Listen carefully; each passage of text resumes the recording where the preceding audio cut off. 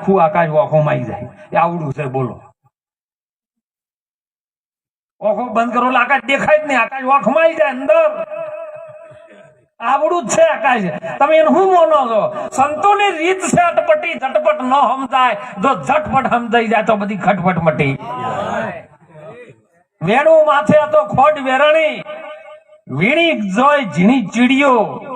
મોટા કુહાડિયા કોઈ ન કરે, એને લોઠું કાપી ઝીણી શેણીઓ. આ વાત સંતોની છે ને ઝીણી છે. એમ મહાપુરુષો આપણને વાત જે ઝીણામાં ઝીણી છે ને એ મહાપુરુષો આપણા હૃદય સુધી પહોંચાડે. એ હૃદયની અંદર એક તાળું છે સાહેબ. ખૂબ સુંદર વાણીમાં વાત કરી હતી. દિલ દરિયામાં તમે ડૂબકી દેના. કયો દિલનો દરિયો? આપણે કોઈ દાડો તપાસ કર્યું? બધાને દિલ કેવા છે ને એટલે બધાને હોય દાભા. આ તબકે છે એ રહ્યું કે દિલ છે. ના, એ તો હૃદય છે. એને દિલ નો કહેવાય. અને એની અંદર લોહી ભરેલું છે. લોહી સિવાય બીજું કોઈ નથી એમાં. અને આ દરિયો કીધો છે ને દરિયામાં પાણી હોય સાહેબ તો જ દરિયો કહેવાય. તો તમારે કયા હૃદયની અંદર કયા દિલમાં ડૂબકી મારવી? ડુંગરપુરી બાપુ એ સુંદર વાણી રજૂ કરી સાહેબ. દિલ દરિયામાં ડૂબકી લગાવો ને મોતી લ્યો. પાણી છે, પાણીમાં મોતી પડ્યું છે. અને તાણ આપણા સંતોએ પણ વચન ભજનમાં નહીં કીધું? પાણી ઘેરી પેદાશ કરી છે ને જળથી આ જુગતી રચાઈ છે. તો આ જુગતી કેવી રીતની પરમાત્માએ રચાઈ આપણે એને કોઈ દાડો નક્કી કરવા માટે મહેનત નથી કરી. આ શરીર પોત ભૂતોનું પોત તત્વથી બંધાયેલું છે. એ તત્વમાં ઘટતું નથી કે વધતું નથી એવી વસ્તુ છે સાહેબ. તત્વ જયારે આ શરીર છોડી મૂકે ને એટલે આ ઘાટ રૂપે બધું આવ્યું છે ને ભેળું થયું છે. પણ જયારે આ તત્વ શરીર છોડી મેલે, જે મોએ ચલાવવા વાળો છે, આ શરીરને ગાડીને ચલાવવા વાળો છે, એ ડ્રાઈવર જયારે નીકળી જાય રજા ઉપર તો એક પલની અંદર આ ગાડી સુંદર વાત કરી હતી. ગાડી ફસી ગઈ છે રેતમાં. રેત એટલે માટી થાય. તાણા માટીનું જ બનેલું છે. આ ફસાઈ ગયું છે.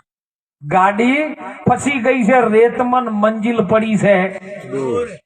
કારણ કે જો પહોંચવાનું છે આપણે પહોંચી ગયા નહીં, કેમ કે વચ્ચે સ્ટેશન આવી ગયા છે. આ તો મહાપુરુષોની ગાડી છે. રામ નામની ગાડી વૈકુંઠમાં સીધી જાય છે.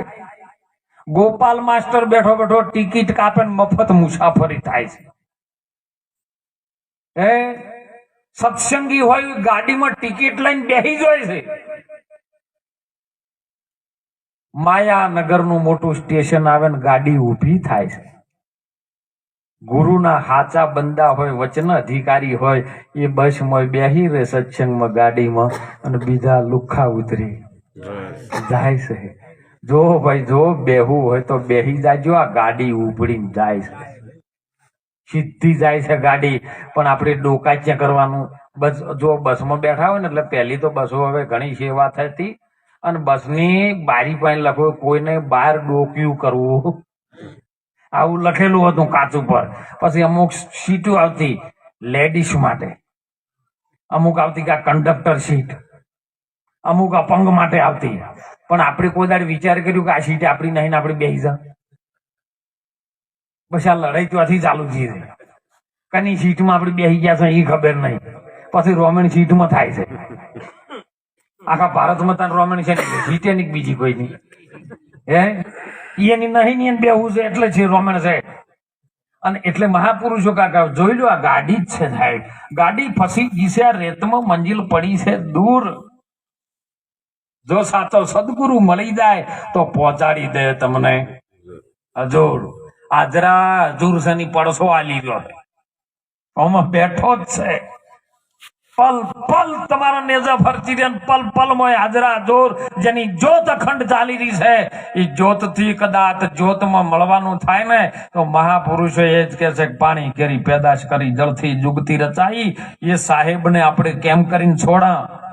જો તન મન ધન કુરબાની તમે પીવો ને રામ રસ જાણી જોણીને પીવાનો છે. પેલું નક્કી કરવું જોણવું પછી પીવો. સુંદર હમણાં વાણીમાં વાત આવી હતી સાહેબ કે રામ રસ ऐसा है मेरा भाई, જો પીવે છો અમર હો જાય.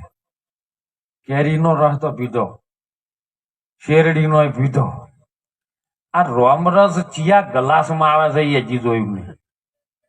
ચિયા લોટામાં આવે છે એ પાત્ર જીવ બનાવવું એના માટે હે, અને પીવો કયા મોઢેથી એમ. આ રામરસ પીવો કયા મોઢેથી? તો સંતો કે છે શ્રવણે થી રેડ્યો મારા એ રુદિયે મઠેરાનો રે, રુદિયે ઠેરાણો રે, પછી મારી દેહુમાં થયો રણકાર, ચાલો બીજો કોણ પીવે. શ્રવણ થી રેડ્યો. આ કોણના શ્રવણ નો ગણતા. કોણ તો કદાચ તમારો અંદરથી પ્રાણ જતો રહે ને તો લાશ પડી હોય તો કોણ તો એને એમને એમ રહેશે, પણ કાનની અંદર હોભળવા વાળું કઈક તત્વ છે જેને શ્રવણ ઇન્દ્રિય કીધી છે. એ શ્રવણ માંથી રેડ્યો. કોઈ પણ શબ્દ આવે ને શ્રવણ થી સંભળાય, કોનેથી સંભળાય, અને જેને એ શ્રવણના ઘરમાં થઈને હૃદયમાં જાય ને તો અમર થાય ને તો પછી ઘાટમાં આવે અને પછી એમ કે મારે આર્યો પ્યાલો હવે બીજો પીવા જેવો નથી.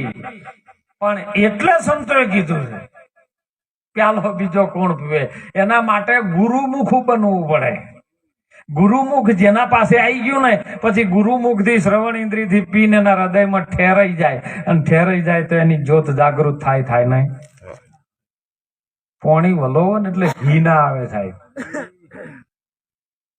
ઘી કાઢવું હોય ને તો દૂધ લાવવું પડે, અને દૂધમાં છાશ નાખવી પડે, અને છાશ નાખે ને એટલે સીધું દહીં થાય, જોમી જાય રહ્યું.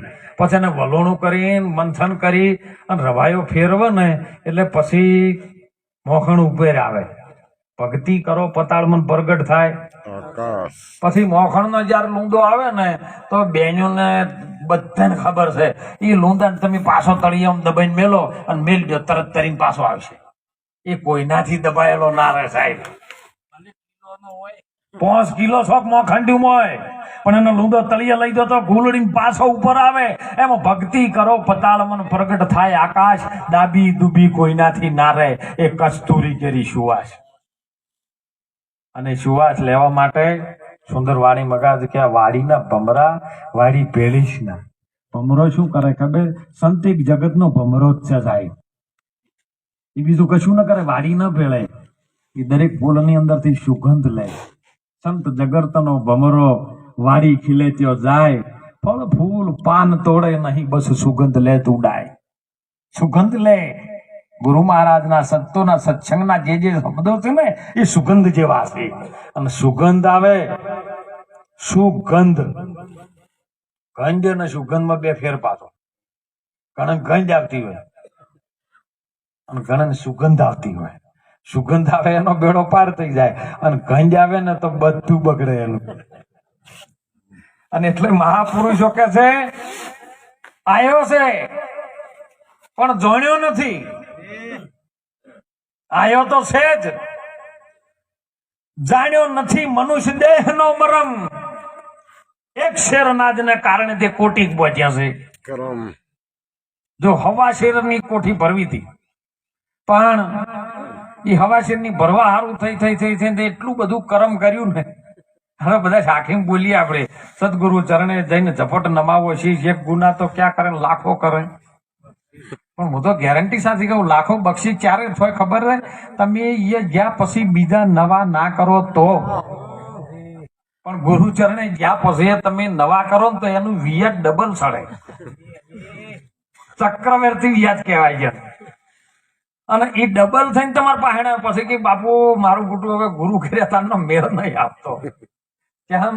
તે ગુનો કબૂલ્યો ખરો પણ નવા કરવાના ચાલુ રાખ્યા ના. તેમાં જેને જેને ગુરુ ચરણે જઈને વાત સમજ્યા છે ને, જો અત્યારે ભજનમાં સાહેબ આવે હે, હું તો ધન્યવાદ તમને કહું છું સાહેબ.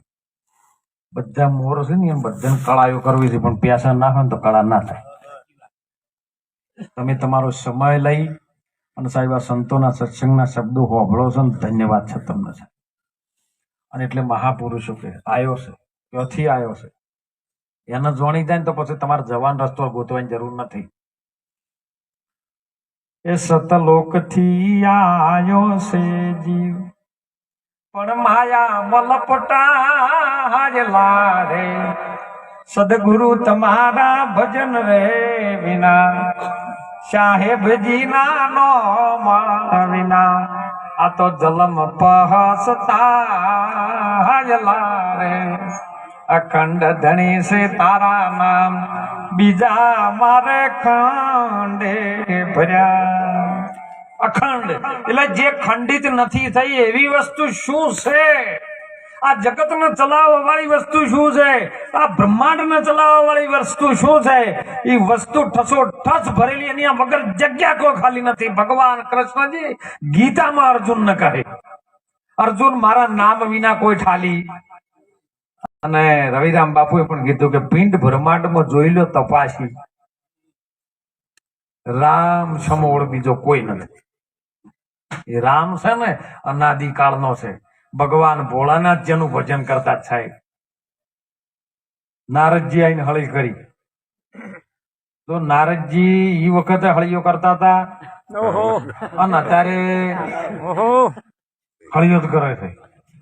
તો ગુરુ મહારાજ ના ચરણે કોક જતા હોય ને એટલે હળી કરી દીધા એવા જન લઈએ કોઈ નહીં. એ તો પછી ભજન બાપુ હોમાં આવે ને એટલે બાપુ બાપુ જય ગુરુ મહારાજ ચેડે બાપુ ને ચમચમ કરતા હોય તો બધી ખબર બાપુ ને પડે છે. એ મહાપુરુષો સંતો કે છે સાહેબ આયો હાચો. અને હમણાં બળોતરમ મહારાજ પેલું બેઠા કહેતા કે દાડો આવે તો કીધું દાડા 12 મહિના 2 આવે છે. તમારે જોવા હોય તો જોઈ લો, નક્કી કરવા જ કરી લો. દાડા 2 જ આવે, એમાંથી તમારે જે એક હાથો પકડવો હોય પકડી લો. કારણ કે એકમ, બીજ, તીજ, ચોથ, પોચમ, છઠ, હાચમ, આઠમ, નોમ, દશમ આ બધી બેન્યો છે. ભાઈઓ એક છે જ નહીં. પણ ચોમાહું આવે ને એટલે દહારો આવે, પેલો દીવાહો બોલો પુલિંગ શબ્દ આવે છે ને એ દાડો આવ્યો. અને પછી એક દશેરો આવે. આ 2 દાડા છે, બીજા કોઈ દાડા જ નહીં, બીજી બેન્યો છે. એમ આપણો જન્મનો એક દાડો આ શરીર આવ્યું છે, માના ગર્ભમાંથી છૂટું પડ્યું સાહેબ. વર રાખતો તો પરમાત્મા, કારણ કે માતા પિતાના એક સારા પ્રેમ સંબંધના કારણે એક માના બાપાના કર્મથી એક બુંદા શરીરમાં ગર્ભાશયમાં પડ્યું અને એમાંથી 3.5 કિલોની કાયા બની સાહેબ. 3.5 કિલોની કાયા બની. એમાં વરકુંડ રાખતું હતું એમ. આ શરીરના ગર્ભની અંદર માના ગર્ભમાં અષ્ટકમળ પોખડી હતી. વિજ્ઞાન પણ તપાસે છે, ડોક્ટરો પણ આ રીતે વાત કરે છે, સંતોનું શાસ્ત્ર પણ આ જ કહે છે કે અષ્ટકમળ પોખડી. અને આપણે એક સિદ્ધાંતમાં એક કબીર સાહેબ નું વર્ણન એવું સાંભળેલું છે બધાને કે કબીર સાહેબ નો જન્મ થયો નતો એ કમળના પોખડીમાં આયા હતા. તો હું એમ કઉ છું કે તમે બધા કમળની પોખડીમાં જ હતા. પણ કબીરે એમાં વર્ણન કર્યું છે સાહેબ, કબીર કબીર તુમ ક્યાં કરો ખોજો આપ શરીર, 5 ઇન્દ્રિયોની આમાં ખોજ કરો તો તમે જ છો. એ અષ્ટકમળ પોખડી, અને પોખડીની અંદર જયારે બૂંદ પડે ને એટલે પોખડી ખીલે છે સાહેબ. એમાં 3.5 ઓટા મારીની નાગણી બેઠી છે. એ નાભીનો બ્રહ્માંડનો ભાર ઝીલીને બેઠી છે. એ આદ્ય શક્તિ છે સાહેબ. બાપુથી જવું પડે ને તો પેલી માને ગોતવી પડે. આ તો સીધા બાપુ પર જતા રહેશે. અમે ઓળખી લીધો આત્મા, તો તમે ઓળખ્યો તો આત્મા ઓળખાણો ઈ રહ્યો કે તમે ઓળખવા વાળા 2 જણા સહી ખરા? કોઈ 2 રેવા નહીં. અરે ગણતરી કરો તો એકેય નહીં સાહેબ. કહેવાય એવી વસ્તુ જ નહીં યારી. અને એ જયારે મુખ ખોલે ને એટલે આપણા શરીરની અંદર દુનિયાના કોઈ પણ મનુષ્ય જાતિના શરીરમાં 48 મિનિટ થાય ને એટલે 49મી મિનિટે એ બૂંદ ખુલે છે. તમે ધ્યાનથી બેસજો વાળો. અને બૂંદ ખેલે ને એટલે મોંથી અમૃત બૂંદ નું એક ટીપું પડે છે. એ નાગણી પી જાય છે. જો તમને એમ ચડાવતા આવડતું હોય ને તો આજ્ઞા ચક્ર સુધી જે લાવી શકે આ યોગ કળાનો વિષય છે. અને તો જ આરી બુદ્ધિ શાંત થાય ને મન ઠેકાણા આવે ને કે ઠેકાણા નથી આવતું. કારણ કે એ પડી જાય અને નાગણી પી જાય એટલે નાગણી ઝેર ચડવાનું નહીં. ઝેર ઉતારવું એટલે સાખીમાં હમણાં વાત કરી સદગુરુ મારા ગારુડી એટલે વાદી. સંસ્કૃત ભાષામાં જેને ગારુડી કહેવાય, ગુજરાતીમાં આપણે જેને વાદી કહીએ. સદગુરુ મારા ગારુડી મુજ પર કરી છે મેર. મેર એટલે કૃપા થઈ એની. મોરો બતાયો મરમનો અને ઉતરી ગયું સબ. સબ એટલે શરીર. આ શરીરમાં જે ઝેર ચડતું હતું ને એ ગુરુ મહારાજે એ મોરો બતાયો. કારણ કે નાગણીને ઝેર ઉતારવા માટે મોરો આવે. તમે જોજો વાડી પાસે કાળો આટલો તીકડા જેવો હોય એને મોરો ખાઈ જાય. એ મોરો મરમ નો છે. ગુરુ મહારાજ આપણને મોરો મરમ નો બતાવે કે આમાં જે છે એ તું નથી. તું કઈક આ શરીર થી જુદો છે. આ શરીરને ધારણ કરવા વાળો તું છે પણ તું શરીર નથી. આ વાત ગુરુ મહારાજ આપણને સમજાવે અને સમજણમાં કદાચ કોઈ ધ્યાન લઈને આ વાતને સમજી અને અમૃત બુંદ જો પીવે ને તો મહાપુરુષો કીધું હો, અરે પ્રેમ બુંદ તો યગામ ધરે. સાહેબ જીવાપુરી બાપુ વણી જાય ને ડુંગરપુરી નહીં. જીવા સહી કરીને માની લ્યો આપણી નેણો થી છે નજીક. જીવા સહી કરીને તમે માનો નેણો થી નજીક છે. કેમ કે દૂધમાં જેમ ઘી છે પણ દેખાતું નથી છે ભેળું. એમ આ બ્રહ્માંડમાં જોવો, કાયામાં જોવો કે તમે ગમે એ નજર નાખો એના વગર કોઈ વસ્તુ ખાલી નહીં. ઠસોઠસ ભરી પણ મંથન કરો. જેમ બાજરીમાં કહણું આવે, તમે વાવો શું બાજરી પછી મૂળ ને ફૂંકે અને તમે જોજો ડોકા જોજો પેલા હો ઓહમ બ્રહ્મા સોહમ શંકર અને વિષ્ણુએ રરા સુણાયો. ત્રણનું ચાલે છે આ જગતમાં ગુંજારું. એનાથી અટક્યો છે આ સંસારો. સદગુરુએ મને પારખનો રસ્તો. તમે બીજ વાવો, એક બીજ થયું. જ્યારે ધરતીમાં ભેજ હોય, માટી છે, ભેજ છે, પવન આવે છે, અંદર ગરમી ફૂંકે છે અને આકાશ તત્વમાંથી સૂર્ય તપે છે. આ પોચે ભેળું થાય ને એટલે બીજનો અંકુર ફૂટે. અંકુર ફૂટે એટલે પેલું મૂળ બંધાય. દેહની નાભીમારી મૂળ બંધાય. પણ પેલા બીજની ચોખ્ખી વાત કરું, એની મૂળ બંધાય ને પછી જે દોણો બહાર ફૂટે ને એને એક થડિયું બે જ પોદડા આવે.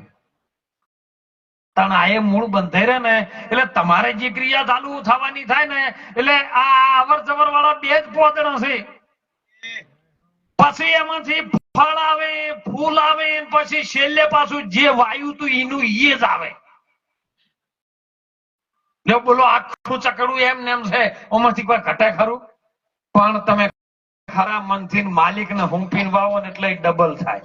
બાજરી કિલો જ વાઈ હોય વીઘામાં પણ વાવો કેટલી?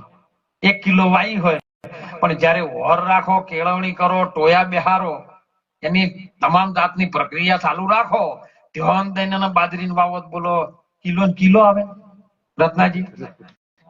હે તો ગુરુ મહારાજ એ જ કરે છે સાહેબ. ગુરુ મહારાજ નો એક છોટો કદાચ આ જીવનમાં આવી જાય ને તો જગતની અંદર તમારું નામ ગૂંજતું થઈ જાય. આ મહાપુરુષોની શક્તિ છે સાહેબ. એટલે આપણા સંતોએ વારંવાર ટકોર કરી છે આ જીવને જગાડવાની, બીજા કોઈને નહીં સાહેબ. જીવ જો જાગી જાય અને એના સ્વરૂપનું એને જ્ઞાન થઈ જાય તો મીરાબાઈ જેવાને કીધું કે આત્માને ઓળખ્યા વિના લગ 84 નહીં મટે. બ્રહ્મણાને બધી ભાગ્યા વિના તારો ભવના ફેરા ને ટળે. આ ટળે એવું નથી. પણ ગુરુ મહારાજ કોક મળી જાય, કોક ગુરુવાદી મળી જાય સાહેબ, જે કોબરા હાપનું ઝેરનું જોણતો હોય ઈયો. ડેડવા લઈને તો ઘણા ફરતા હોય પણ ડેડવા કઈડી નાખ, ઝેર ફૂંકી ના અને પેલો ઝેર ઉતારી નાખે. અને એટલે મહાપુરુષો સંતો જાગૃત કરીને આ જીવને એક ચેતનતાની પ્રગટ કરાવી અને આ દેહની અંદર ચૈતન્ય કોણ છે એની પ્રગટ પારખ કરાવે સાહેબ. કેવું વર્ણન છે મહાપુરુષોનું. અને શાસ્ત્રોની અંદર મહાપુરુષોએ વર્ણન કર્યું એટલે કીધું કે આ વેદ પહોંચતો નથી ત્યો પાર. વેદ ગાઈ ગાઈ ગાઈ ગાઈ, કારણ કે પરમાત્માનું જે વર્ણન કરવું છે એ મુખથી થાય એવું નથી અને શબ્દમાં આવે એવું. વાણી માવે વણસી જાય એ નિર્વાણી પદ છે સાચું. નામ રૂપ અને